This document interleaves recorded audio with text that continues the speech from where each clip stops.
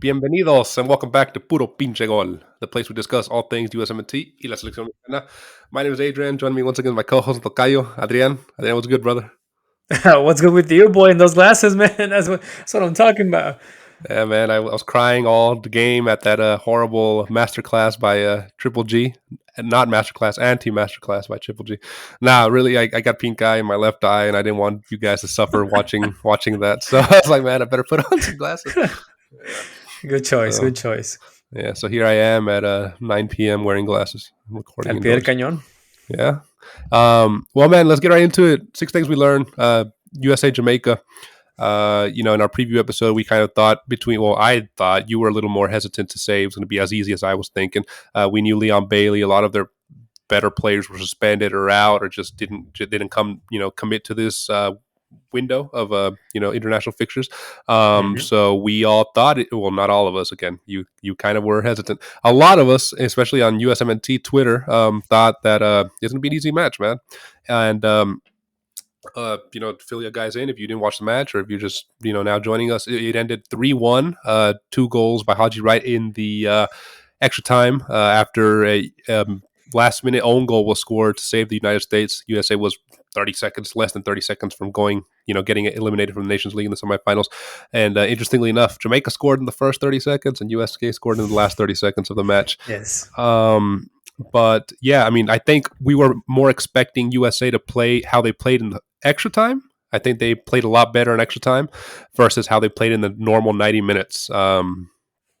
But yeah, before we get into the 6 things we learned, what were your quick impressions? Yeah, I was not expecting that 40-second goal or 30-second goal, man. I had the feeling that it wasn't going to be an easy match for the USMNT, but I just couldn't believe that they were not scoring on the regular 90 minutes. I was also surprised to see 5 minutes added because overall, I don't think there was a lot of lost time, game time. Yeah. Maybe just the subs, but yeah, I was surprised and I was kind of shocked that luck wasn't on USMNT side, at least for the first 90 minutes. Yeah, like I said, not a lot of fouls, not a lot of injuries, not a lot of. I mean, there were changes, It's a right? fluid So match. Yeah. it was a fluid match, yeah, and I was also surprised at the 5 minute added time. Real quick, some stats: USA had 25 shots, Jamaica had 6 shots on target, 7 for the USA, 3 for Jamaica. Possession 78% USA, 22% Damn. Jamaica. Passes 941 for USA, 262 for Jamaica. So as we predicted, USA dominated as they should have. They just could not find a ball in the final third during the first 90 minutes to save their life. Yeah. I can't remember an opportunity, maybe the one where Balogun found Pulisic and Pulisic took a little too long to shoot Yeah. in the first half. That was maybe the only real danger I can recall, but really not much generated there. And if it wasn't for that Miles Robinson header being hit off by a defender to force the own goal, I mean USA would be Yeah. going home. I wonder what could have been if all the the regular, or I guess Jamaica A Yeah, team right. would have been, right, because they were missing like around 7 starting players. Yeah, it wouldn't have So been pretty. mhm. Well, let's get into it, man. Starting off with a negative, somebody that I think all USMNT fans are going to be rejoicing that this is back for the final. Scally. Scally did not take advantage of starting. I know you're a big fan of him, and we've Yeah. been a big fan of him this season in the Bundesliga. But Mhm. he underperformed. He was swapped out after halftime, and because of him, I don't want to say blame the whole goal on him, because 30 seconds in, you're probably not even expecting it, but you got to be waiting for that, right? You got to be, from Yeah. minute zero, already in the game, and he was playing really bad. He was getting beat. He was the couple times that Jamaica attacked, they were attacking through that flank, and he was not really producing much going forward either. So Scally with a really negative match, and definitely I think he did not do himself any services, and Serginho is going to start next match. Yeah, man, it was a tough match for Joe Scally, and so I mean I don't know if I don't think Greg Berhalter did it in a way to expose him. Getting subbing him after the first half and putting freaking Weston McKennie as a left back. But yeah, this is what perhaps Joe Scally's biggest shot at taking advantage of, or I guess becoming the go to left back, but he committed a lot of mistakes that are common on nowadays football, where a lot of defenders track the ball instead of defend by player, and so that's what happened in the first goal. He was following the ball instead of paying attention to his surrounding and defending without the ball. That was the biggest mistake. I hope that the USMNT fan base doesn't uh, kill him on social media or freaking destroy him. I think this was just a bad match for him, and I really hope that he can pick it up and maybe get another chance. Yeah, definitely his worst performance in the USA jersey. But yeah, it shouldn't be the end for him. He's been doing well other than this 45 minutes. Moving on to another negative here. Balogun, the Monaco forward, the real big star from last year's Nations League that came in and scored in the final. But Balogun had a very quiet game. You could kind of tell that he is not at his peak. He is not in form. He's playing with a very low mentality right now, just because how he's playing at Monaco, not being at the top of his game, not scoring, and that transferred that to this match, right? To this USMNT match. We thought him playing for the USMNT was kind of going to give him a break, and from his club form, and maybe that'll reignite him. But he was just distant. He was disappeared, right? I mean, the entire match. Yeah, he was kind of like a pretty much a zero, dude. He wasn't. I mean, he was kind of participative, but very minimal impact. Yet again, we see him that he's struggling to find himself in the game style, or at least the playing style that Triple G is trying to implement. I think that the reason that why he's starting, it's mainly because the USSF and Triple G specifically have spent so much time and effort and maybe and maybe money even, to cap tie him to the USMNT, and just for him not to work out or to fail. I think we're gonna continue to see him at least for the next few matches as the go-to striker. But the USMNT is doing it at a risk because he's not on fire. He's not in good form. He might be match fit, but it doesn't mean that he's ready to actually contribute to the team. Triple G has to reconsider if Balogun it's an option for the first 60 minutes of the match, or if it's an option as a coming off the bench trying to have a physical impact. Yeah, and moving on to positive, you mentioned Balogun not being match fit but not having form. Our positive here is somebody who is match fit and who's in form. Haji Wright, somebody that wasn't even brought in originally, that only came in because the injuries to Luca de la Torre and Sargent. He came in, performed, got 2 goals in extra time, and he's looking like he's playing the best football of his career, man. He's scoring for Coventry. He just scored this past weekend to get them into the semifinals of the FA Cup, the only championship side still left of the FA Cup. And here he got 2 really striker goals, very poised, very calm, and he took them well. The second one especially, where we thought he had lost a chance, and he kind of just turns on his defender and just shoots. As soon as he turns around and puts in the back of the net. Haji Wright, yeah, man, positive for tonight's match. Hashtag dare to Haji, bro. There to We Haji. got a dare to Haji. This is Yeah. I think this goes ties to a positive that we keep on mentioning on a lot of our videos for the USMNT. The fact that the USMNT has a extensive European based pool of players is just a huge benefit that I don't think a lot of USMNT fans are really considering. The fact that you have that just George Sargent, who was perhaps your best fit striker available, dropped because of an injury, and you can go out and pick up someone who's at the same level, at the same fitness level, and on the same note as far as goals scored. It's just great. I'm a Haji fan. I'd love to see him succeed. And so again, hashtag Dr. Haji, bro.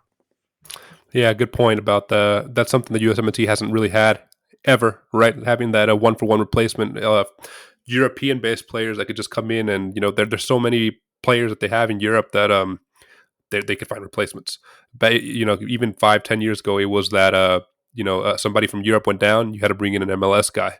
But they've developed to the point where there's those replacements that are in form that can come in and step it up. Moving on to a neutral here, man. I don't think he performed extremely well in the 45 minutes Bournemouth let him play, but it was nice to have him back in the field for the first time for the USMNT since the World Cup, that match against the Netherlands. Tyler Adams, he looked decent. Again, he wasn't amazing, he wasn't bad, but just a neutral point that he's back, and it's just more depth, right?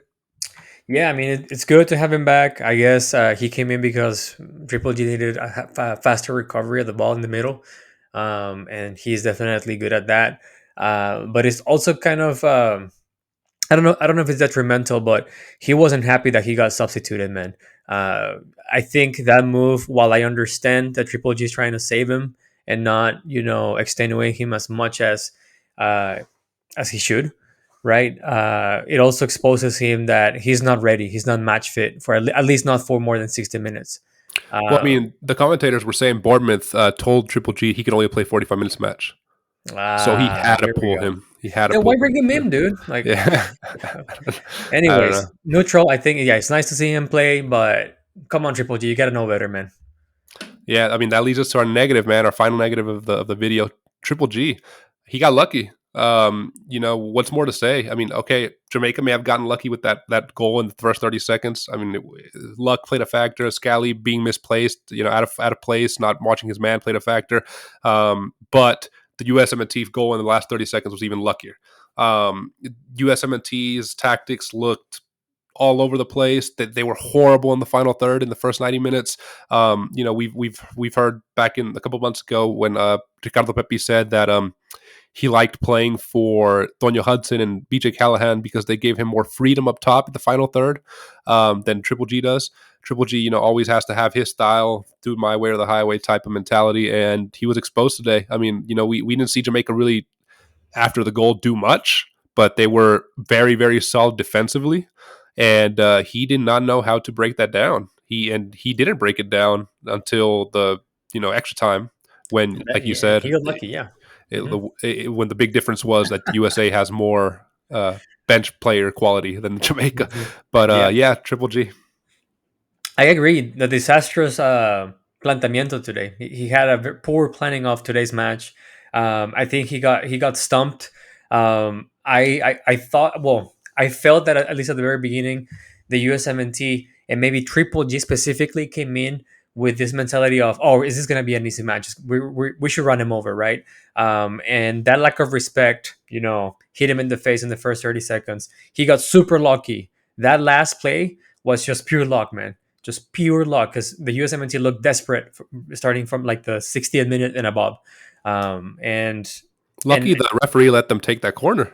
exactly, yeah, and I agree. I mean, I sometimes I don't criticize Triple G because I contrast it against the situation with Mexico, but this match proved that he's out of his depth on whenever he's under pressure.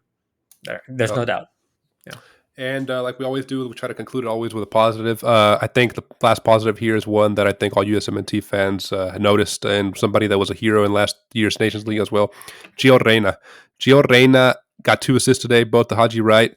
He's just a baller, man. The playmaker that could find that through ball that break defenses. And if it weren't for him coming in, we know he's not completely match fit. He's not playing for Nottingham Forest at all. We don't know what's the issue there, but when he comes and plays for the USMNT, he's the best player on the field. Yeah, agreed. And I would like to challenge this positive because I think it's positive for Gio Reyna, but how positive it is for Triple G and the USMNT in general that they have to depend or rely so much on Gio Reyna, right? The fact that he's not necessarily playing every single week can also have a detrimental effect on the team. And you putting pretty much all of your attacking eggs or attacking or opportunities in one specific basket is just concerning. But yeah, positive for Gio Reyna. Came in, solved the thing, baller. He deserves to go to a better team.